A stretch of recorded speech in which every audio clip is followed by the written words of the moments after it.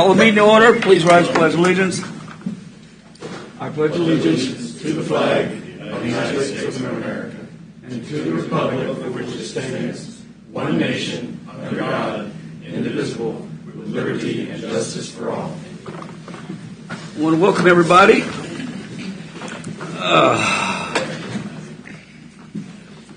We're going to start. Mike, it's your turn if you'd like to silent prayer or do anything along those lines. All right. I have a little prayer from the Marquette University VFW chapter, I believe. It's a prayer for veterans. Dear Lord, today we honor our veterans, worthy men and women who gave their best when they were called upon to serve and protect their country. We pray that you will bless them for their unselfish service in the continual struggle to preserve our freedoms, our safety, and our country's heritage for all of us.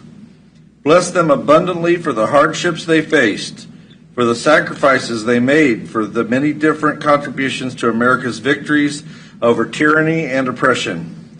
We respect them, we thank them, we honor them, we are proud of them. We pray that you will watch over these special people and bless them with peace and happiness. Amen.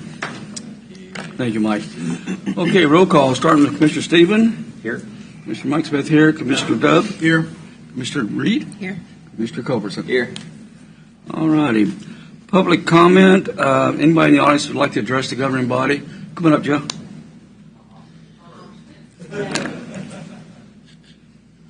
Stacy, you get your turn next. Okay, I'm getting to you. Good morning, Joe Herring. I'm here as a citizen today, so I'm in Vanessa Reed's district. Today you're going to discuss codes, and I sent an email up here. Hopefully everybody received it at the last minute. I'm all for codes. You do need codes. What I'm not for is unforeseen circumstances that come from the codes because they weren't discussed properly or enough to go through such a large document. And what really, in my line of business, what affects development, when you do some of these codes, they start enforcing regulations from outside entities that could really hinder the growth of our county. And earlier this year, I think Planning and Zoning was here, and they talked about the number of houses and building permits that we had in our county, and they were boasting about it, and rightfully so. And we were compared to Baser. We were matching Baser's number, which is our fastest growing city. And I believe Chairman up there said, isn't it great what we can accomplish when we don't enforce so many restrictions and we lessen and we get out of the way and let people do with their property what they want to do, and that's what I'm just hoping that you guys consider, that we're not doing something that will restrict them and make it harder for people to do with their property what they want to do. Jeff probably remembers, Commissioner Culbertson probably remembers when they talked about maintenance standards many years ago, maybe 10, 12 years ago. 350 people showed up at the meeting. Yeah, and then they said, it's just a gateway for more regulations. And we've started codes for 2006, now we're going 2012. It is a gateway. Once we get to inspections, the whole game changes. So right now we don't have them. So I just hope that hopefully you guys take a little more time to consider these, know what they're going to do to some unforeseen effects, negative effects on our community. We want to keep growing. Like we said, we can't get businesses and industry here. Houses are our tax dollars. And just want to keep it going that direction. Okay, thank you, Joe. Appreciate your comments. Next, we're going to, County Clerk, we're going to move you down to when you get up for the voting. We'll go to the County Treasury update. Before I do that, I'd like, Miss Kinsey, y'all coming up forward. When we get some good information or things, compliments on county staff, I always like to, if I get a letter or something like that, I always like to acknowledge them, because we all know anybody that's worked in municipal government, county government, state government, we definitely get our share of criticism. So when we have a citizen take the time to recognize somebody, and I know other county commissioners have done it, I like to do that also. So I'll read what I was sent the other day. I wish to acknowledge one of your motor vehicle licensing employees, Ms. Kinsey. Kinsey is the example of what excellent customer service should be. She is knowledgeable, efficient, expedient, and accurate. But most important, her personality is above reproach. She is kind, friendly, and positive. I've been going to this station for 20 years. I must say that this department is outstanding as compared to years ago.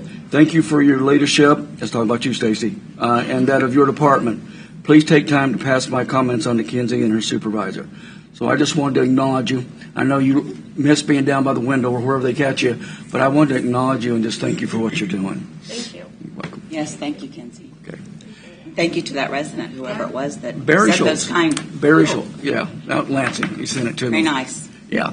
And Barry's blunt, so when he says something, you can take it to heart. Anyway, Stacy, you go right ahead now. Okay. Thank you. Good morning, Commissioners. I just wanted to give you a quick update on the Treasurer's Office. I've been on the job about 3 weeks now, and I've done a distribution.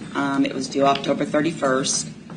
It was a team effort with my deputy, Tammy Tavano, Jennifer Schirmbeck, and the county clerk, Fran.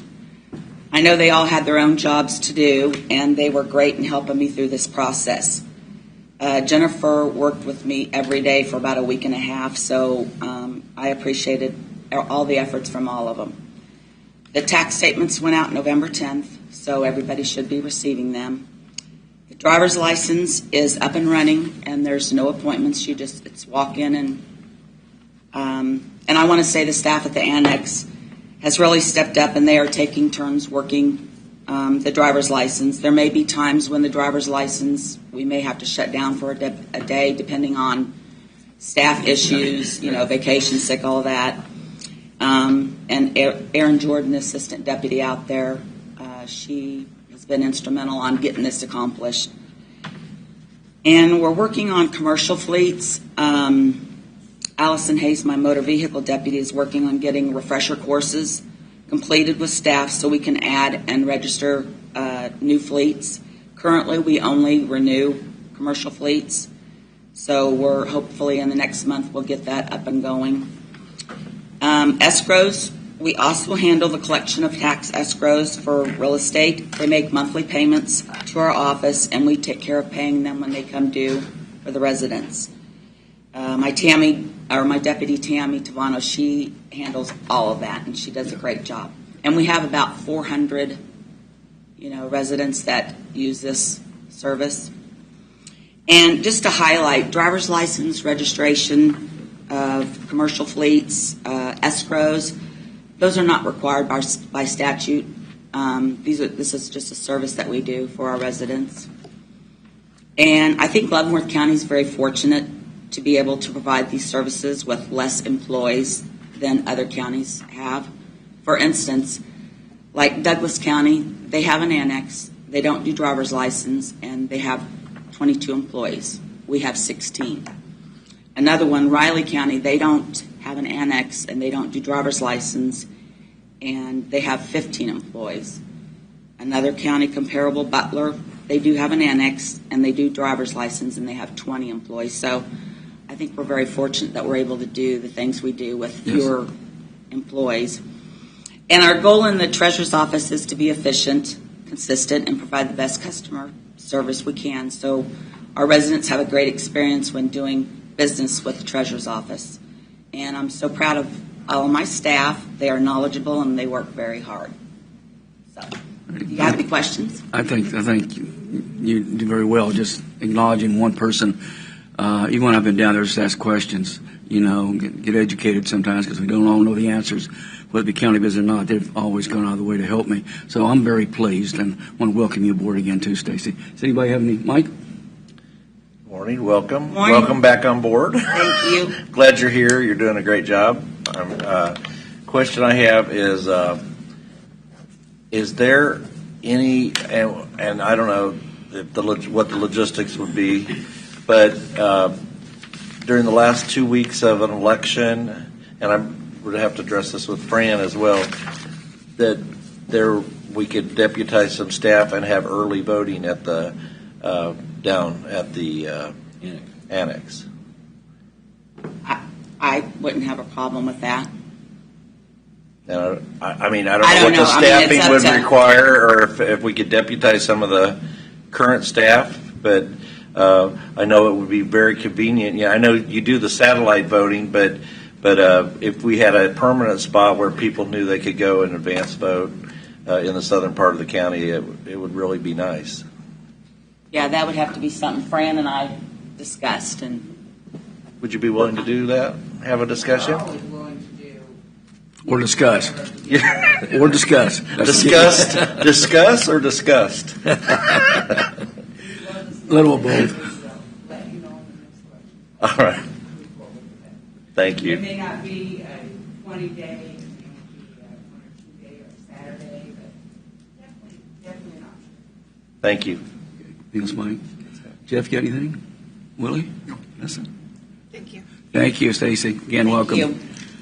Okay, next item is a couple of things. To make sure we can let Becky know who, because we have the Kansas Association County Conference is in December 9th to 15th. Show of hands, who's attending? Only two of us? Well, I think that narrows it down, That doesn't narrows it? it. Willie, you and I hold fort down. Okay, then we need to KAC Voting Delegates Conference on December 9th through 11th. Mark, is that one or two? Or Typically, you delegate one who's the voting candidate and then the backup, so that in case the first person can't make it. I got distracted by this thing going off my ear. Who wants to be the voting delegate? you want to be at one? I'll do it. Okay. I move that we appoint Willie Dove as the voting delegate to the KAC convention and Mike Smith as the Alternate. voting delegate. Second. Motion second. Any discussion? Okay. Commissioner Stephen? Aye. Aye. Stay. Aye. Very good. Okay. Next thing I got. I have one, Go ahead, Mark. I'm sorry. if you don't mind. Just a reminder of the food drive this weekend from 10 a.m. to 2 p.m. on Saturday, the 15th, in the Council on Aging parking lot. That's a multi-organizational function. A lot of the nonprofits are participating, a lot of the food banks are participating, but just Okay. wanted to remind you of all of that. I'll be there. This Saturday at 10 o'clock? 10 a.m. to 2 p.m. in the Council on Aging parking. It's a good thing. Okay. Anything else, Mark? Okay. Consent agenda? Mr. Chairman, I make a motion that we accept the consent agenda as presented. Second. Motion second. Any discussion? Mr. Stephen? Aye. Aye. Aye. Aye. All righty. Moving right along. Formal business action. Fran, get the general election. Also, if you want to say anything before we get there, because I know I took some of your time away. I don't know if you had anything to report, or you want to do it all in there. It's fine with us. Get it all and Okay. Okay. Okay, the city school general election canvass. Consider a motion to adjourn as the Board of County Commissioners and to convene as the Board of County Canvassers. I move that we adjourn as the Board of County Commissioners and convene as the Board of County Canvassers. Second. Motion is second. Any discussion? Mr. Stephen? Aye. Aye. Aye. Aye. All right. We are now with you. Okay. We're here this morning to canvass the 2025 city school general election that was held on November 4th. Countywide, we had a 16.3% turnout. As far as kind of a breakdown for the cities or areas, Tongi had a 14.4%, Leavenworth a 15%, Basehor a 19.2%, probably higher because of their tax sale question, and Lansing had a 19% turnout. We had 80 provisional ballots that were submitted, and we do everything we can to make sure that these ballots count. We had 55 that we accepted. Most of the reasons were moved within the county, had a name change, or did not receive their mail ballot. That was pretty much it, or they lost it, or whatever. We had 25 that we did not accept, and those were all because they were not registered to vote, or they were registered after the close of registration on the 14th. So with that, with a total of 55, that is what we plan to count. We had the audit was held on Friday, November 7th. The audit board found no discrepancies in what was reported and what was physically counted. And the Secretary of State did certify our election on Friday as well. Okay. Once we sent that in, they certified it so that we could be canvassed. We had a few write-in elections, USD 449 and the City Council of Linwood and Easton, both the City Council and Mayor. Those were decided by write-ins as well.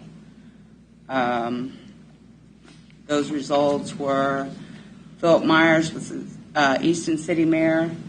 For the Easton City Council, Shannon O'Donnell Hadley and Tammy Connell were voted. Chris Wyman and Mandy Brown. And I might have forgot somebody on that. I think Sonny Trader too. USC 449 only had one person on the ballot, so that was determined by write-ins as well. And on position 4, that was Jordan Tooth. And position 6 was John McAvoy. For Linwood, they too had the mayor and the city council determined by write-ins. No one was on the ballot. For mayor, it was Brian Christensen.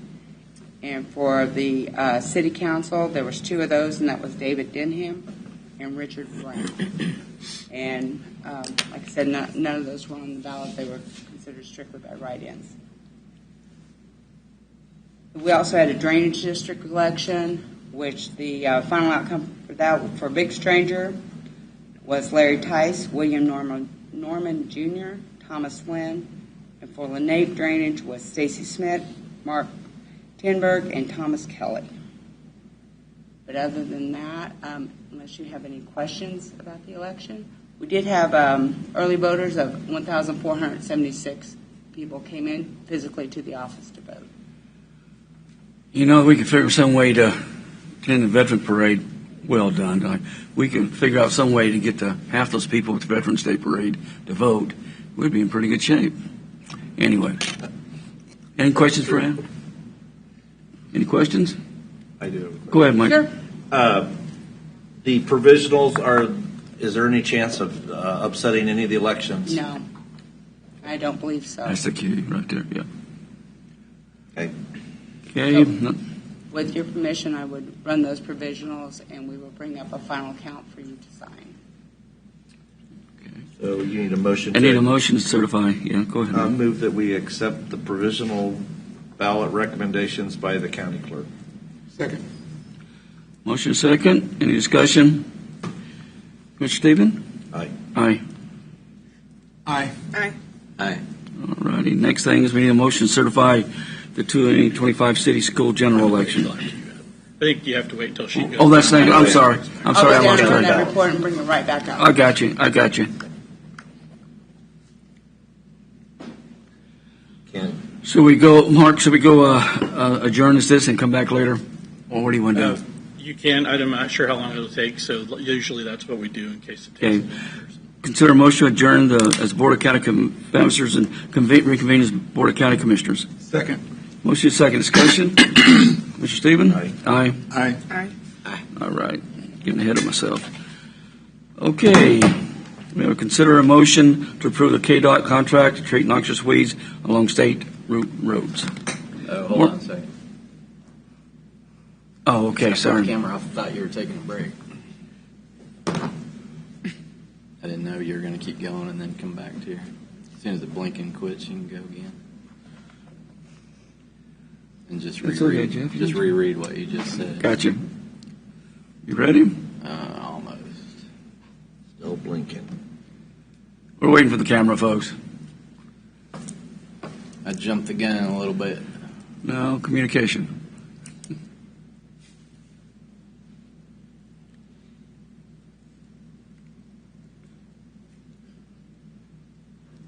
Well, it's blinking a long time this time. I probably broke it. The one job. I've been doing that a lot lately. Yeah. There you go. There you Ready? go. Okay. Consider a motion to approve the KDOT contract to treat noxious weeds along state route roads. Commissioners, Morning. Dan, Bill. Yeah, good morning. Today, Commissioners, for your consideration, we do have the KDOT agreement to treat noxious weeds along county road right-of-ways, or along KDOT road right-of-ways, excuse me. This agreement has been in place through my tenure here at Leavenworth County for the last 6 years. We have never once treated noxious weeds or mowed or sprayed KDOT right-of-way. We always maintain our right-of-way first. We have over 1,500 miles of ditches that we maintain with very limited crews, and often, as you guys know, some of our biggest number of reports that we do receive are for mowing and for vegetation control. We have increased the cost, as I put in the document, to reflect current costs. We can approve this agreement, and in the case that we were to maintain anything along KDOT easements, we would then get reimbursed. Questions, comments? Mike, got anything? Vanessa, Willie? No. Jeff? Okay, go ahead, Mike. I move that we approve the KDOT contract to treat noxious weeds along state route road. Second. Motion is second. Any discussion? No. Okay. Mr. Stephen? Aye. Aye. Aye. Aye. Aye. All righty. Okay, thank you, Bill. That was Thanks, quick. Commissioners. Item C, Resolution 2025-37, adopted by reference certain residential and commercial building codes to be applied in the unincorporated area of the county. Need to open the public hearing. Mark, is that just for an announcement, or do we have to vote on that? Commissioners, I don't know how long this one might take, and you do have the vote coming back up. You can do the public hearing and close it, but just a FYI, you have the ability to open the public hearing. But timing-wise, I'm not sure if you have the time to conduct a full public hearing before the clerk. So we want to wait for the vote. Why don't we do this? Discretion. We'll get back with you. Why don't we do this? Let's take a 10-minute recess. We'll be back in 10 minutes, and then we'll start up again with, hopefully we'll be able to finish up the canvassing of the votes. Mr. Chairman, I move we take a 10-minute recess. You got it. Second. Aye, aye, aye, aye. Aye. Aye. Vanessa? Now shut the camera off. We're back and need to consider a motion to adjourn. Consider a motion to adjourn as the Board of County Commissioners and reconvene as the Board of County Councilors. Second. Motion second. Any discussion? Mr. Stephen? Aye. Aye. Aye. All right. Now we're back. Okay, we have run the 55 ballots, provisional ballots through, and it did raise our ballot cast to 9,421. It did not change any of the winners of the races, nor did it widen any of the margins, so it remains the same on all accounts. Okay. Mike, consider motion certify. I'd like to make a motion that we certify the 2025 city school general election. Second. Motion second. Any more discussion? Mr. Stephen? Aye. Aye. Aye. Aye. Righty. Now we need to consider a motion to adjourn as the Board of County Councilors and reconvene as the Board of County Commissioners. So moved. Second. Mr. Stephen? Aye. Aye. Aye. All righty. Can I say something? Yeah, well, I was getting ready to see Fran's going to give us any other updates you may have too, but go ahead, Mike. I'm just going to say thank you Yes. for serving as county clerk. Thank you for all you do. Thank you for all that your office does. It's much appreciated. Thank you. And I would like to thank my staff for a group of people who had very little election experience. They did an excellent job. Yes, it did. They rallied. We did have a few hiccups. We corrected. We moved forward. They did an excellent job, and I'm very, very proud of how they handled everything during this election. Yeah. Timely, too. I mean, we got results in a timely, professional manner, so I definitely agree with Mike said. I have a question. Yes, Willie, go ahead. Excuse me.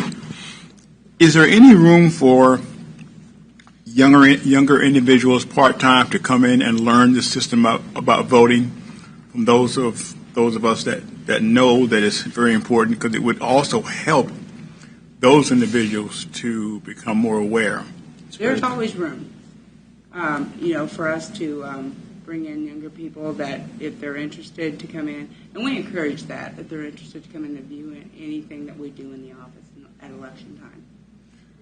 Would it help if we have individuals who are on those boards to make that suggestion that we invite them into the county to look at that? What boards are we talking about? People who are on the Board of Education. Maybe school board members or superintendents. Yeah. Just to get the word out. I agree with Willie, I found when you bring it into the system, you can get people fired up about that. And when you do that with young people, they talk to each other and they spread the news, and you can tend to get more out. I'm just so disappointed on the percentage, and I have been every year. Mayor's thing, the president's thing, we used to get more. But doggone it, those are such low numbers. I really agree with what Mr. Dove is trying to say. I know Commissioner Reed is coming off that board soon. And pardon me? I have one meeting left. One meeting left. She sounds very anxious to leave. Run for the door. So, in that anticipation, might help if we could spread the word through those individuals. I can definitely get with Superintendent Adams and suggest it. And then I don't know if we're going to finish our round of meetings. We were going around and meeting with cities. I planned on it, yeah. So if we can continue that, we can bring that up too when we meet with the school boards, as we were supposed to be doing on schedule. So. Okay. Thank you. I think that's important. Let me ask this, since you said this one. Oh, God, classes have changed. Do they have anything about history or about anything about government that brings this topic up in the classroom? I'm sure they talk about civic responsibility and things like that. Of course, the county commissioners could go into the classrooms. I'd gladly do it. I went to Warren last year. It was an awesome experience. So we can definitely partner with those teachers as well and go in as individuals in our districts and invite the kiddos directly. I think that's something we should look at. I did it a couple of years ago out in Lansing. And we have to make the suggestion to them. We have to step in their door and talk to superintendents or the teachers. Teachers make it happen. Right. Make it happen. I think that's onto something. I think if we do it from a county level and give the example that we are interested in that happening and show up, ask you invite us in. Mm-hmm. If they will allow us to do that. I recall years ago, it's been 10, 12 years ago, that I was invited to the Baser School district in the civics class. And a result of that, we have 3 individuals that were in that particular class that actually work within the system now to inform younger individuals that they need to get involved. In fact, we have 2 of them that have come in our meetings and have shown up. So I know one thing that used to happen. I don't think the chamber up here did. I think it's called the Southern Leadership Program down South Tongi and Baser. They had high school students in it. It wasn't just for adults. And because I spoke to it every year back when I was the mayor, and I thought that was one way to get their attention, and they were engaged with a lot of good questions and things. So I think instead of us sitting out here saying we'd like to see more people show up, I think what Commissioner Dove is saying, and I totally agree. We need to show up. We need to show up. We need to show up. So I agree 100%. When we still had Buffalo Bill days, me and some other pilots were trying to get general aviation a boost because general aviation is dying out. Yep. So we had a Young Eagles program. We would give kids free rides out of Fort Leavenworth, and a lot of those kids became pilots. Mm-hmm. When I was in GIS, I hooked up with Beth Hecht at 4-H, and we would create GIS projects for these kids. About a dozen kids, we sent them out on projects like recollecting the river signs after the 93 flood. We put them on Chuck McGaw's emergency boats, and sent them out with GPS units and a couple other projects. And I talked to Beth Wall years later, and asked them, did any of those kids actually do anything with GIS? She said almost every one of them has a career in GIS now. It's interesting you say that, because when I was a police chief, and I know we're dragging this out, we're trying to send a message. So I got with the Lansing High School superintendent, and they allowed us to do a law enforcement class. and it was for one semester to test it out, and we had to have an instructor in there. She wasn't there, but so we taught it. And I brought in my lieutenants, I brought in the state troopers, I brought in the county attorney, brought in. You would not. The first year we only had about 25 in the first semester. The second semester we had to turn people away. Third semester we had to do it all day long. Now we stopped doing it a few years ago after I left as chief. But I saw that they took an interest and they had good questions. And I can tell you right now, I know of a couple of them that were in our class with Chief Wayman and I are now chiefs in other places. One's down in Texas and he runs the academy down in Dallas. So the things that y'all are talking about and y'all are gone, it's up to us to start going forward and not waiting for them to come to us. And I think, Jeff, that's another good example that everybody's saying. I think everybody can think back about when you intervene. We've got to go to them to make this happen. And Commissioner Dove, you might know from being at the State House, there's groups of students that come through there. Yes, yeah. So we could do something similar at the county, too. We could bring students in there. So. Absolutely. Some of those kids that were in that class that I was invited to actually came to the Capitol. And 1, 2, 3, 4 of them are involved now. So it does help, but it just keep preaching it and keep preaching it and keep preaching it. It does nothing if you don't put any footwork to it. And I think it's something you have to continue to. We can't do it 1 or 2 years and then step away and expect it to continue. But I think it's a great idea, and I think all the county commissioners on board. So you probably need to meet with your districts and get started. And I'm not so sure we shouldn't do something together too, and make it a group effort. But I'm sure on board with that. So maybe we just have some more conversations on that down the line. Okay. So we did have a couple of years ago. You remember we had a class come in, and I thought Southern Leadership. No, well we had that also, but we had a class came from Leavenworth High School, and I think the teacher's name was Keith, if I remember It's right. been a while, yeah. But the kids all got to go tour across the street at the county attorney's office and the sheriff's office, and then all of the offices, and that really does make an impression for young people to what they want to do in the future, and they get to see kind of the inner workings. And I've had a couple of these young folks that aren't so young, Cody and Caleb, have come here just on a temporary basis to see kind of what we do in a six week period. And I know that Fran, they've come down and toured the offices, and I think kind of like the Citizens Academy that they have across the street. Yeah. That's kind of a model for what we should do, probably, to educate people what's going on. Yeah, we have the Citizens Academy out in Lansing. We started that 25 years ago, and people come out of there looking at it a little different. The whole thing is we got to start, and I think that's what all y'all were talking about. So we can sure have some more conversation on this. Perception of things is what they have. That we don't care is reality. And I want to make sure we put out, a good notice on it. Like we definitely want to include the local schools, but we definitely want to include all the students who don't. This is going to be participate in something that we need to system. get together. I'm not so sure this doesn't call for a work session, so we can get it lined up on how we want to approach this and sit down and talk about it. And so we're on the same sheet of music, and we're helping each other and all the school districts together.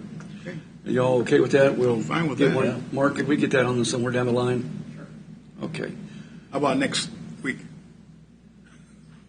Are you going to call it a work session to enhance voting? Yeah. Something like that? Yeah. Because we keep putting it off and then saying we're going to do it, and we don't do it. Yeah. Because we That's like what that happens. Southern Gets lost. Leadership group, they might have a certificate or something for voting, that Yeah, put exactly. something together to have Exactly. them go through. And I think Vanessa also hit on point too. Ever since I brought this up years ago when we started out here, we go to 2 or 3 of our counterparts, and what I mean by that is also schools and cities, and then we don't ever finish.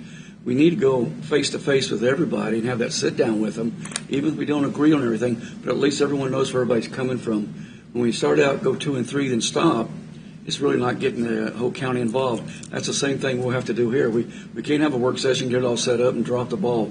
It is on us, people up here sitting at this table right now, to get this thing done. Because it's always been ironic to me when an election's over and they say, well, they were voted in by the majority, meaning the majority of votes. But the problem is only 16% I know. showed up to vote. So the majority didn't even show up. Yeah. That's That's what's causing a lot of problems. And even if it doesn't raise it much, we're still educated and we're still interacting. So it's going to be positive, I think, no matter what. Especially the way divided as the country is and places are nowadays. We need more cooperation and compromise than what we're seeing at all levels. So, Mark, you set that up. We'll get rolling on that. Everybody okay with that? Yeah. One comment on the voter turnout. I talked to a friend of mine in another state, and he said that they do their municipal and school board elections at the same time they vote for president and governor. When I'm looking at Tonganoxie having a 14.4% turnout, are you really getting a good measurement of how people really feel in the community when the bulk of them didn't even bother to Exactly my point. to vote? So I'm wondering if when we do our legislative agenda, maybe we should ask our legislators to put these local elections on at the same time when we have higher turnout elections. Absolutely. I don't recall the name of the individual, but there was somebody on Pete Mundo, I think maybe it was last week, that was talking about that. And I guess Representative Proctor is maybe looking at this session because that was part of the discussion he was speaking of him. So that would be great if we can come alongside that effort. Yeah, I think it's just 14% is so unrepresentative that it's just Whether it's a 14% or 100%, we still plan for 100%. So Right. it's not like it costs additional for a bigger election. Right. It's, We pay the bill to get it ready. yeah, it's the same amount of work. It's the same amount of so you have ballots ready for 100% turnout. right. You have to. It's really a waste of taxpayer dollars that they're not participating in. Yeah. Okay. Anything else, Mike? Anybody else? I think we've got a mission now. Let's make sure we stay on top of it. Thank you. You're welcome. It's good seeing you. Thanks. Okay, now we're going, wait a second, yeah. Resolution 2025-37, adopted by reference, certain residential and commercial building codes to be applied in the unincorporated area of the county. God, we were getting along Public so hearings. well. I know. Okay, the public hearing is now open, so let's begin. So, those in favor? You're on. There's a public hearing. Okay. Yeah. There being a public, You open the public hearing, so if there's anybody in the Public audience one. who'd like to participate, allow that, or you can have John do his presentation first. go ahead, John. In 2023, this body had asked my division to take a look at a more current code. During that time, we looked at the 2018 and 2012. It was decided that 2012 was a better code for Leavenworth County. At that time, we went through and looked at the differences between the 06 that you currently have adopted and the 12. We brought that back through a series of 4 different work sessions to this body, which brings us to today. We've made every revision that you've asked, and those are included in your respective packets, and we're here to answer any questions that you may have.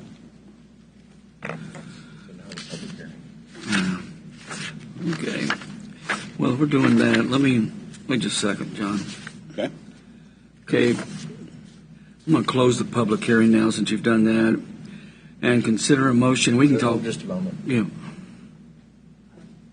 Commissioner, I know you said opening, but it looked like we had moved to John's presentation. So I'd recommend we open it to make it very clear if anyone has something to say. Okay. Anybody in the public have anything to speak on in this? Okay.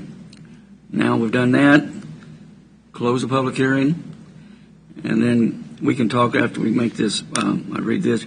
Consider a motion to adopt Resolution 2025-37, approving the adoption of the 2012 International Residential Code for 1 and 2 family dwellings and the 2012 International Building Code as modified of all the areas of the county. Also, there's a motion to deny. So we need to discuss this. How we want to do it. I move that motion. Second the motion. Motion second. Discussion? Jeff? Vanessa? Okay, I'll call the roll. Commissioner Stephen? Aye. Aye. Aye. No. Nope. Passes 3-2. Okay.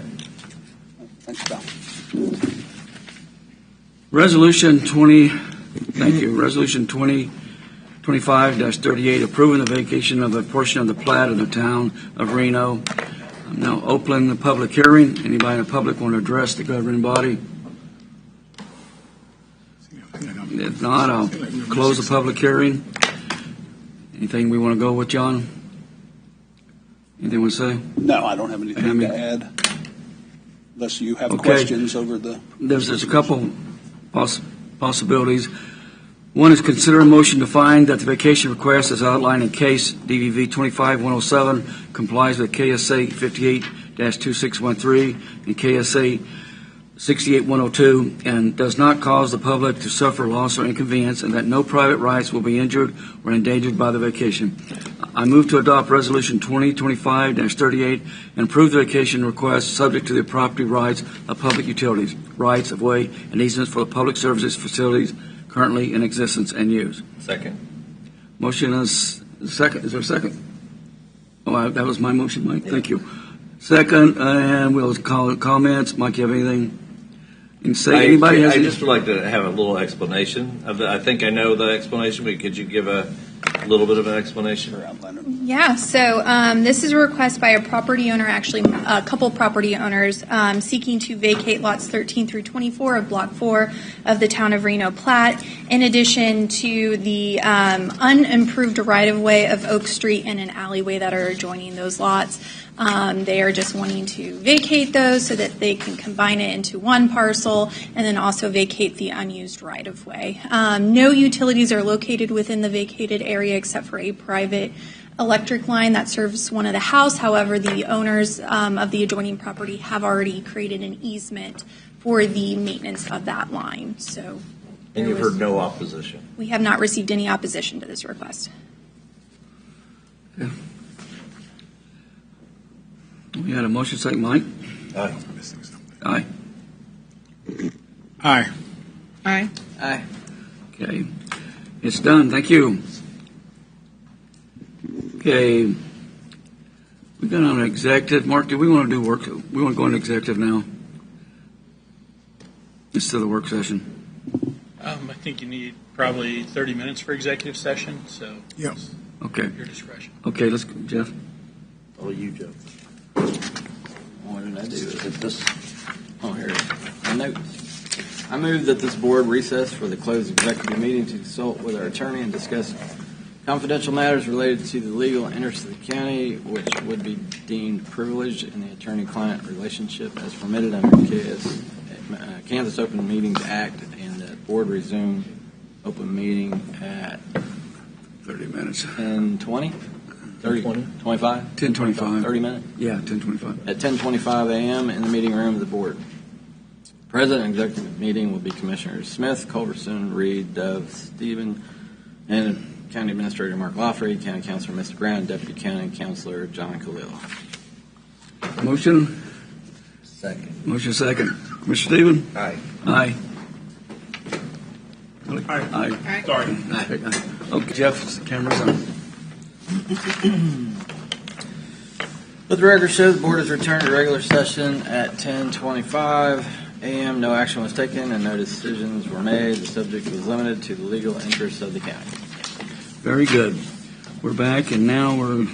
Work session. We'll do the presentations. No, we need to go ahead and do that. Let's do the presentations because we want to follow the script right this time. Right. Mike, do you have anything? Veterans Day Parade yesterday was Great. very well attended, and it was great. And all of us were there. Enjoyed it. Citizens down in southern Leavenworth County got a lot of information last night at the Call Valley, I don't know what they call it, meet and greet or whatever it was. Okay. How'd your tailgate party go afterwards? What's that? How'd your tailgate party go Oh, afterwards? it went great. But I am hearing from a lot of people from the south part of the county, and I'm very interested to hear their opinions. Thank you, Mike. I don't have anything, Willie. No. Vanessa? I thought the parade was wonderful. I hope the veterans felt honored. We have a lot in our community. Absolutely. Is that it? Okay. Jeff, you have anything? I don't have anything this week. Okay, I need a motion to adjourn. So moved. Second. Mr. Stephen? Aye. Aye. Aye. Aye.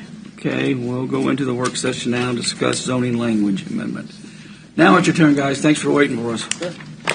Commissioners, this is a item that we brought to you, I believe, on October 8th. You had asked us to bring it back to you so that you would have some time to review the information. You had 3 additional questions that were a product of that original meeting, which were the SUP reversion language, which we've accommodated, garage sale definitions also accommodated, and building setback lines from road right-of-way. We've included the research from surrounding counties, what they do, and we'll be happy to go in that in a few minutes. Amy's going to give you a overview of the proposed amendments, and then we'll answer any questions you may have. Go ahead, Amy. So the first change was Article 3, which was adding a definition for garage sales. There was a request to remove that from the proposed language amendment, which we have struck. Article 4, Section 3 is just a reminder. It is placing the planned zoning districts that were part of County Road 1 rezoning within that section because they were absent. Just to be clear on that particular item, these are zoning districts that you have described but are not included in the current regulations. So we are accommodating what has already been done there to make sure that we have a classification that exists in the regulations. Article 7, Section 1, that is placing a 1,500-foot recommendation around the R1 zoning district. So any request within 1,500 feet of the city limit line for R1 zoning district would be supported by staff based off this language. Article 29, Section 101 talks about when building permits are required. There has been a request by staff to remove ponds, earthen embankments for ponds, and retaining walls for a foundation from that requirement. As either because we don't really get those permits often, or the fact that specifically ponds are somewhat hard to permit from that perspective. Plus, there should be additional reviews done outside of just a building permit. So the way we view ponds, we view them as an accessory structure from a planning and zoning standpoint. In other words, do you have the appropriate setback and what's the size of the pond? We do very little hydraulic analysis of the pond itself, and some of these ponds can be pretty large and need to, in my opinion, be stamped by an engineer. So if we're not going to require that, then we really need to pull that out of the permitting component, at least from a planning and zoning standpoint, because they are clearly not structure. Is that, excuse me, is that ponds that are already there or ponds that were erected? That they're wanting to build, so new ponds that are not in existence. Right. Okay. So when they come in and we issue a permit, it would be like issuing a permit for a shed. A shed is considered an accessory structure, so our review is very limited on what we do on standard ponds. And some ponds really don't need much review. It's really the very large ponds, irrigation ponds, very deep, close to right-of-way, that really need some engineering component.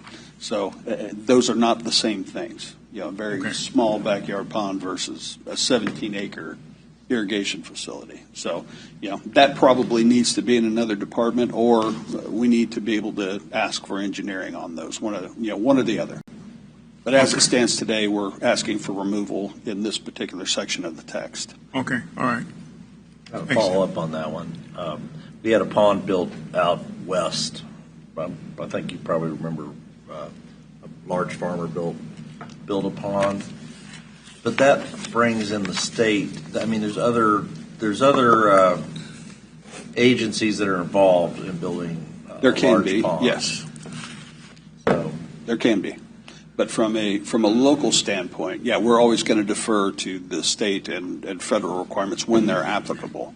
But from a permitting component, if you come in and get a pond permitted, we're simply looking at setbacks. That's not really what we view as an appropriate classification. So either we need to be able to ask for engineering to make sure that those ponds are not going to be an issue down the road, or we need to remove it totally from the language. And I know part of the issue with that pond was that it was considered like an agricultural item that wouldn't be subject to local local regulation. oversight. However, again, we would definitely punt to the state and federal components when they're applicable. Not everything is going to be a 17-acre pond. A lot of them are going to be 2 to 3 surface acres, but they may be next to a road right away. Each one of those things comes with different dangers, and simply permitting them as an accessory structure, in my view, is unacceptable. Okay.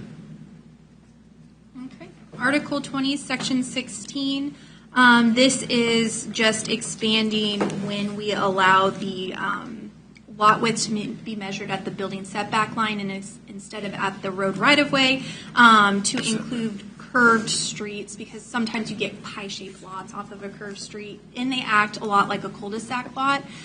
So we just wanted to extend that regulation to be included for curved street lots. So this has been a matter of practice for a number of years. We want to codify it and include it in the regulations. It's very common. Whenever you have a pie-shaped lot or you have an offset curve, you may have a shorter frontage and a much longer back section of the lot. So the appropriate way to measure it is at the building setback line, the minimum width. So we're just accommodating practice with language. Excuse me, John. So it's measured from the middle of the street? Well, we're going to get to that here in a little bit, but as it stands today, it would be measured at the building setback line, which is typically 30 feet back, or let's say we're on a local street, it would be 105 feet back from the center line of the street. Okay. But if it's in a subdivision, it would be 40. So we'll talk about right-of-way here in a minute. But All right. yeah, Thank you. typically we're going to go from the right-of-way line back into the property to measure setback. So let's say that you've got 20 feet of right-of-way on a pie-shaped lot. 20 feet comes into the lot, we start our measurement of building setback line at the end of that 20 feet and add 40. The minimum width of the lot will be measured at that 40 feet. Oh, okay. All right. Thank you. So a question on the lot depth to width ratio. We've had that consistently for years, and we have to keep like massaging that, and we have exceptions made. What would be the effect if we totally remove that from our regulations? Would that have a deleterious effect? I think it can when we're dealing in subdivisions. When you're dealing in larger tracts along standard roads, probably not much effect. But when you start subdividing in 2.5-acre tracts, even 5-acre tracts, it can have an impact. Yes. What would some of the? Well, you could end up with lots that have an extreme amount of frontage and very little depth. So you may have a lot sitting on something that's, 100 feet deep by 600 feet long. Doesn't make a lot of sense to do that. So the idea here is that the lots lay out to accommodate future road expansion, utility extension, all of the things that are components of subdivisions. So if we pulled that regulation, as I say, that regulation went away, you think there's, because it seems to me that those are exceptional cases right now. Do you think that would proliferate? We'd have more of those, or? I think, yeah, I do. I think that as you try to plan for connectivity for roadways, for easements, for utility extensions, they become problematic when you don't have any lot to depth regulation. Now, predominantly the exceptions we get are on smaller large acres, but few lot subdivisions. Or there's geometry issues with very large acreage lots. So we've looked at the adjoining counties. There's not a good answer. We normally don't have much of this in the smaller acre, just 5 acres, 2.5, some 1s. It's really in the larger acres. So we would propose that you keep it. However, I don't know that we have a great answer to accommodate that particular geometry challenge. I don't think that anybody does currently. Well, it's just if I look at the land ownership map of Leavenworth County, I don't see a lot of these exceptions, but I see, just a very few. But you're saying if we took that regulation out, you think we could end up having even more? I do. And here's the nice thing about the exception. The exception requires the applicant to comply with 3 criteria. And it allows the Planning Commission to make a determination on each and every exception they have come through, so they can weigh each particular item independently from another. They don't have to approve an exception, but if you leave the exception in place, they have the ability to review each and every one. If you take it out, then they're subject to what's turned in.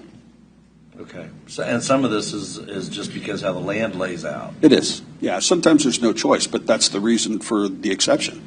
That's the reason to have that action before the Planning Commission, so you can make your case that the geometry doesn't work out, the topo doesn't work out, public improvements aren't available in this particular area. That requires the applicant to make the case to the Planning Commission, and then they make a determination. And the determination is no. Well, they have to go back to the drawing board and, try to reapply. Okay, that's all. Thanks, Mike. Okay, go ahead. Okay. Article 22, Section 2. This was something that you guys had requested us change. So this talks about when a property is sold with a special use permit. Last year there was a request to remove that requirement that allows somebody to come in within 60 days of a sale of a property and sign an affidavit stating that they will take over SUP, that SUP with the proposed conditions that were approved as part of that process. So based off of the conversation we had at your last work session, we have put back in that language that would allow that 60-day transfer window. And then it would be at the discretion of the Director of Planning and Zoning to determine if any changes are going to be proposed that would require a new special use permit. This requirement states that they have to comply with the special use permit as it was approved. So if they want to change anything, it is up to the discretion of the director to determine whether a new application would need to be filed or it's a small enough change that it would not trigger that. But if no such notification is made, the permit shall automatically become void. That means that you guys don't have to go through the revocation process. It would just automatically void at that point. So originally you were proposing the language in the second column, but after the last work session, you changed it to be the language in the third column. That's what's now proposed. Yep. Good one. On that issue, you're going to be making a decision. Is it going to be an objective decision if there's any material change, then you're going to ask them to go back? Or what is your objective standard going to be for making those decisions? Substantial change. Substantial change would be change in use, change in structure, change in applicable hours, the key elements of an SUP. If there is no substantial change, then I'm not going to send that back through the process. Okay. Substantial change. Would substantial change involve, what if instead of 10 cars, I have 20 cars? That's a substantial change. That's a 100% increase in your traffic load. Okay. So what if I have, any change of cars would be substantial? No, not any change of cars. Let's say typically in zoning and building codes, you have what's noted substantial change. That can range anywhere from 35 to 45% change in a structure, in a use. That's generally what I'm going to go by. Again, the key components of SUPs, at least in Leavenworth County, are going to be parking, traffic load, lighting, and use. If there's substantial change to any of those elements, I'm going to run it back through the process. But this is what we understood the board wanted last time we were through. You wanted that to be an administrative process, and if you needed to look at it, we could send it back through. Yeah, I support it. I just didn't know what your substantial change is going to be the key element, and I'll outline that for you as I send the agendas through. That there's a change here and there's a change here. This is the reason the staff is sending it back through. That makes sense. Can I send anybody? Okay, go ahead. All right. Article 22, Section 5. We are proposing to include within the sentence, every special use permit issued by Leavenworth County to a non-governmental person, business, or corporation shall be valid until the permit has expired or action is taken to revoke the permit. That's just to make it clear that if action is taken or it has expired past the time limit that you have granted, that it is no longer in effect at that point. And then adding the sentence on, or the paragraph on, upon meeting the criteria determined by departmental policy, a condition may be placed on a special use permit that requires the applicant to provide professional security staff to attend any event or events that necessitate the presence of law enforcement personnel. Of course, this comes from a previous SUP where there was a question about this. We just wanted to make it clear in our regulations that you guys have the authority to require security if you deem that SUP necessary to have it. But it keeps the regulation wide enough where it allows you some lateral movement there on what you can or won't accept.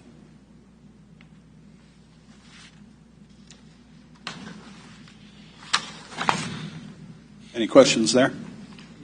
Okay. Article 22, Section 8. Again, this is another section that we talked about.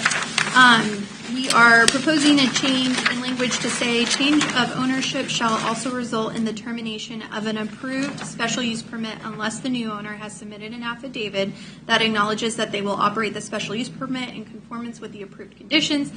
But either of these conditions will result in an immediate revocation of rights approved by the special use permit. So what that is saying is that if the activity ceases within a 12-month period or it changes ownership and they do not provide that affidavit within 60 days of buying the property, that SUP will automatically be voided.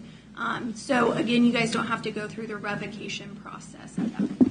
So in essence, they would have to come back through the process. If it was voided, they would have to come back through the Planning Commission and Board of County Commission process to reestablish the rights that they had previously under the old SUP. Go, Mike. Are you going to maintain documentation of the ones that are revoked in that manner? Yes. Okay. Do we know, like, have we had operating currently? My understanding is we've only, as far as revoking a special use permit, maybe one or two. I think one. There are a number of special use permits that have been issued over the last 20 years that currently don't exist. So we've been sending letters out notifying them that this is not current. Over 12 months, the SUP is no longer valid. So yes, we'll keep records of that, and what this does, it shortens up the time frame and defines the criteria by which these things are accomplished versus having no process. Okay. And this is a question for council. If there's intervening litigation and these type of things, does that stop the tolling of the months? Typically, yes. I would never advise to try to revoke someone if we're in the middle of litigation on the topic. Anything else? Okay. For me. Okay, Article 22, Section 11, that is still the same. Upon meeting the criteria determined by departmental policy, a condition may be placed on a temporary special use permit that requires the applicant to provide professional security staff to attend any event that its deemed law enforcement personnel should be at. Again, this is just keeping the SUP but putting it in the temporary special use permit section as well. So it's the same language. Some of this is housekeeping, adding it in the appropriate areas of the regulation. Same element, multiple areas. Anybody? No. Okay. Article 42, which is our family homestead exemption, staff is recommending you repeal this section based off of other changes that have occurred in our zoning and subdivision regulations since this was created. This has essentially eliminated the need for this exception or exemption in staff's opinion. Yeah, the CAE component really has taken this particular section, and it's awfully hard to enforce, impossible to enforce in my opinion. And you already have other tools that exist in the regulations that accomplish this same task. So there's no reason to have repetitive regulation that accomplishes the same task. Okay. All right. Okay. Article 50, Section 40.3.A. We are now in the subdivision regulation component of this. Back to the lot width conversation of the curved road. This is just saying lot width shall meet the minimum frontage requirement as determined by the applicable zoning district unless the lot is on a cul-de-sac or a curved roadway. If the lot is located along cul-de-sac or curved roadway, the width may be measured at the building setback line as long as the width measured at the property line is not less than 50% of the required road frontage for a cul-de-sac and not less than 20% of the required road frontage for a curved road. So this is again saying we will measure the building setback line for the road width as long as there is a minimum frontage. So you're not having a lot created with 1 foot of right-of-way, but they have their building setback measured 100 feet back at their building setback line. Will that answer your question? Yeah. Okay. Thank you. Jeff, Mike? All right. Okay. Article 50, Section 40.3.B, we are recommending that you repeal the minimum lot depth language in our subdivision regulations. We do not have any other section in our regulations that requires a lot depth, nor is it located in our sanitary code. So at this point, there's no regulation to refer to enforce this section, so we are recommending you repeal it. I think it's a holdover from when we potentially did have a minimum lot depth requirement, but with the lot depth to lot width, I think that was pulled out. You see any problem with doing away with this? No. No. So it's a much different conversation than lot depth to lot width. Yeah, right. That's not really nice. Okay. Article 50, Section 40.4.A. This has to do with easements requirements for plating. It says where alleys are not provided, we want to make it certain that it's permanent, that's removed, and so therefore every subdivision has to have permanent easements of not less than 10 feet in width, located on all front, side, and rear lots for utilities, wires, conduits, sanitary gas, and such. These easements shall provide for a continuous dimension at least 20 feet in width. So it's just cleaning up. We do this in practice. Everybody complies with it. We just want to make it clear that that is the requirement for all subdivisions. This is a piece of antiquated code from 40 years ago when alleys were encouraged for the purposes of easements, but they had to be publicly maintained. And no jurisdiction that I know of, at least in this section of the country, wants alleys as part of their subdivision process. Yeah, that's true. I'm trying to understand the verbiage in this. Did continuous, should that be contiguous? I'm trying to understand. No, continuous for the entire length of the backside of the lot. So you're going to have the same requirement on the adjoining lot. So you're going to have 20 feet, both sides of that rear lot line. 10 on either side of the Right. Yeah, so that you can have a looped utility component when you get into smaller subdivisions. Okay. Gotcha. So the 2 10s are making up the 20. Right. Right, either side of the property line. So you've got a property line that sits here and a property line that sits here. You have 10 feet here and 10 feet here that make up 20. Got it. Is that okay with that? Okay. I got a question. Do we have any SUPs that are coming up for review that we think that there are going to be some issues that are going to come up about this? Existing operating SUPs that have changed changed hands? I'm not aware of any currently. Okay, all right. You may have one coming up pretty quick. That's was a 3-year. I think we granted a 3-year SUP and it's expiring. Right, but that Not that's this, but the question was asked about any coming up that may be an issue. So we do have one that the commission had determined a total timeline over a 3-year period that they could operate this SUP. Okay. But they passed a resolution with an end date. That end date is approaching, I believe, in January of this coming year, and the intention of the commission at the time was that this particular use needs to be located in an industrial or commercial area. Yeah. So regardless if this changed hands, that end date for that parcel under its current zoning ends from a staff standpoint in January. So you may hear something that comes, if someone makes application, yes, they certainly can come before you, but staff's recommendation is that we hold the resolution that currently exists passed by this body, that it ends in January. Unlike if we have someone that has an operating SUP. I think, John, if you've described that this is a SUP that they may see, we should just stop discussing the details of it now.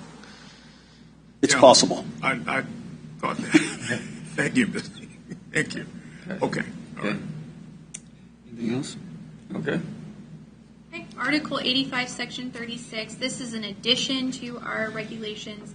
So this is something we currently do not have in there. It's called lot tie agreements. This is, as we discussed last time, this is a situation where a person might own 2 adjoining lots. They build their house on one lot. They want to build a garage or something on the other lot. However, our regulations currently do not allow that. So you have to have a principal dwelling on a lot before you can build an accessory structure.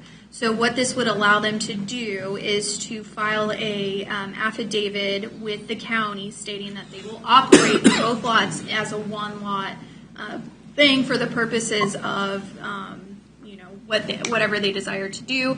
However, we are proposing some limits that the only lots eligible are platted in compliance with our approved subdivision regulations, that the lots are no greater in size than 4.99 acres, that no more than 2 platted lots shall be combined as part of a lot tie agreement, and that the lot tie agreement shall not create or further increase a nonconformity of the platted lot or any structure.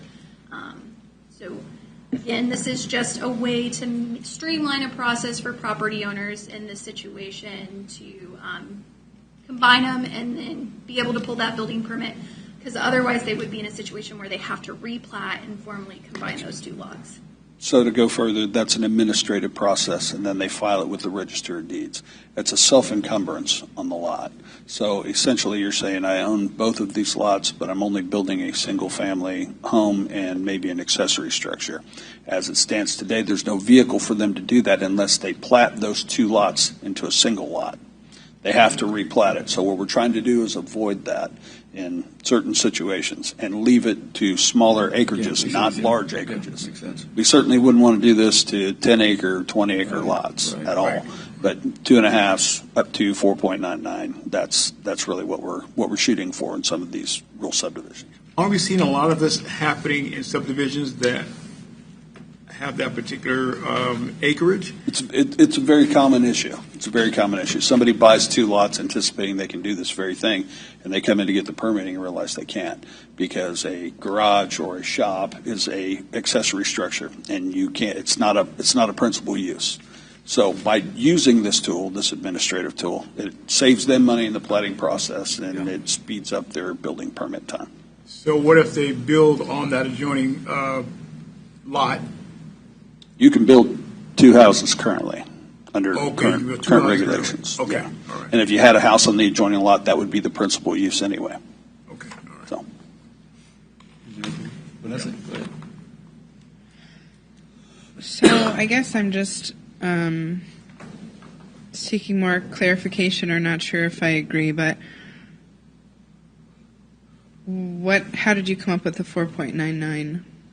Well, again, trying to limit the acreage to smaller acre, and for us, it's 5 acres and below.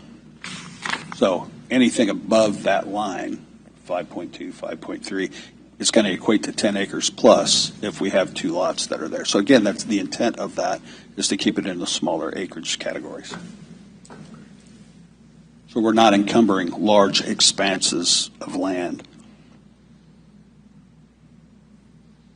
I guess my thoughts are, to me, if the lots are adjoining lots and there's one owner, what's the problem? Well, currently the regulations, and in most communities this is true. This lot tie agreement language is very old. People have been doing this for 30 years. Again, it becomes the primary and secondary uses. So let's say you built a house in a brand new subdivision. You own both lots. Somebody owns both lots, they built a house. On the second lot, they decide they want to build a barn right next to your house at the principal setback line. People don't necessarily want that. So, again, that's why they want a primary use on that lot, and that's why we limit it to 2 particular lots. You wouldn't want 3 or 4 lots being encumbered by lot tie agreements, because then somebody can take over a subdivision. So you don't want secondary uses or accessory uses as a primary section of a lot. I guess I feel like that part is within A. It says platted lots in compliance with the approved subdivision plat. Uh-huh. Does that not take care of that issue? No. If it's a platted lot, it still requires a primary use. My concern is more, obviously, not when you have a house next door, when you just have a whole bunch of land that you can't put a barn where you need it or something like that. So Right, and this would solve that particular issue. Okay. Because you can self-encumber and say that this is considered one large zoning lot. So they may be 2 platted lots, but we're considering that one large zoning lot, and we can now build that barn on the backside without having to have an additional house there to construct the barn, because you own both lots in single ownership. This is a vehicle to accomplish that. Makes sense. Anybody else? Okay. Last one is Article 85, Section 50. Again, this is just accounting for these lot tie agreements within this article. but also including boundary line adjustments and language just to make it clear that it's a housekeeping issue. So what it's saying is any document approved as part of this process has to be filed with the Register of Deeds. Any comments? Okay. And then the last thing you guys had asked us to do was to look at adjoining counties and what their building setback lines are. So that's what this table is. We looked at Douglas County, Johnson County, Miami, and Jefferson County. Those are usually our most common counties we look at when looking at what other jurisdictions do with their regulations. And as you can see, we kind of separated it out. There's two approaches that we found in those other counties. One, they base their setbacks based off of the type of road that it was adjoining. And that was Douglas County. So as you can see, if it's a principal arterial, they have a 150-foot setback, obviously because that is a larger road there. A minor arterial is 100 feet, a major collector is 100 foot, a minor collector is 75 feet, and a local is 50 feet. So the front building setback line is measured from the base setback, not the center line of the road. And that's another thing that all of these jurisdictions have, is their building setback lines are not measured from the center of the right-of-way. They are measured from the edge of the right-of-way, so where the property line is. The other counties did have a standard setback across all types of road classifications. The most common one appeared to be a 50-foot building setback line. And again, that's as measured from the right-of-way line, not from the center of the road. So from a staff standpoint, what you're going to see from us is really two recommendations. One, 75 feet, but measured at the right-of-way line versus the center of the public improvement. That accommodates whatever classification road you have because the right-of-way is going to vary. That's not going to affect your setback. Your setback will start wherever that right-of-way begins. And if it's an arterial, you may have 120 feet of road right-of-way. Well, you still have 75 plus that. So that really accommodates everything, is where we measure it and going to 75 feet on anything above a collector and retaining our current setback, I believe, of 40 feet in the residential subdivisions, but measured at the building setback line. And 40 feet accommodates anything from 1 acre to 5. So it depends where you're measuring it from. That's what we're talking about. That's right. Yeah, where you're measuring it from. John, I have a question. So you said that the other three counties, Jefferson, Miami, and Johnson, all did the 50 feet.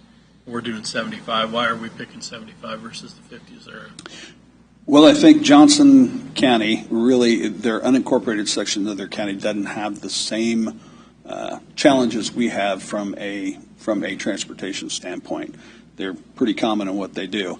They don't have the same amount of arterials. Most of that's constrained within their own smaller communities. Miami County, Jefferson County, I don't know if I agree with 50 feet as a general rule. That really is accommodating zoning districts from R5 to 2.5. Douglas County, 150, 100, and 100 seems a bit excessive for the transportation system we have in Leavenworth County. 75 for minor collectors seems to be adequate, in my opinion, from what I've seen in other similar situations. So the change here is 50 or 75. If you go from the back of the right-of-way instead of the center line, right, then by I guess definition, those roads have larger right-of-way. Right. So you would take care of it. You don't need to say on principal arterial we're going to do this. You could do across the board flat setback. You could on anything from a minor, which is what we're proposing. Anything from a minor, a collector, on up to an arterial. That's 75 on top of the road right-of-way, but always measured at the road right-of-way. And then inside subdivisions retaining the 40 feet, but again measured at the road right-of-way. And I did forget to mention, Johnson County also has a provision that if it's on a gravel road, so not a dust-free road, they have an additional setback. It's 200 or 100 feet. So, I mean, part of their consideration is dust too created from those roads, and we have a number of. So, some of those roads are a little bit antiquated, and they have less than desirable road right-of-way, along with the dust, with the intent that someday that road is going to be built to logically a minor collector standard. So you need the width of road right-of-way at some point in time. If you can't get it in road right-of-way, you accommodate that in setbacks, so if somewhere down the road you have to purchase road right away, you're not purchasing structure as well. Okay. Vanessa, you have anything And else? I was just going to add, I like the Go ahead, 75 because there is a lot of 20 and 30 foot wide roads still out there Yeah. that need to be 60. So Yeah. that would help that. I agree. Anybody else? Jeff, Mike, Willie, Vanessa? I have a question on a separate issue. Okay. I've been considering and thinking about this whole. We'll just put it this way: is Leavenworth County regulations on trailer parks, as far as tornado tie down safety, are we up to the sort of the industry standard or the standard of where everybody's at in the metro? You will be with the adoption of this code. Okay. But prior to that, Well, you had some regulations within the confines of the 06, but the 2012, as it relates to that, is pretty substantially different. Okay. So we've made an improvement on our tornado safety by what we did today. Keeping in mind that that is voluntary compliance, but yes. Yes. All right. Thank you. Anything else? Thank you, folks. Thank you, John. Appreciate you. If there's nothing else, we are adjourned.